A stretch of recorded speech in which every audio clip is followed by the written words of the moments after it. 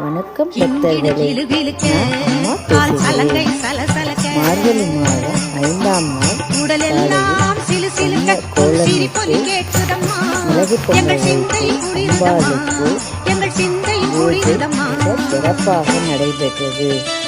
பூஜையை கண்டுகளித்து அம்பாளின் அருளை பெற வேண்டுகிறோம். வேண்டுதோருக்கு வேண்டிய வரம் தருபவள் ஸ்ரீ அம்பாள்.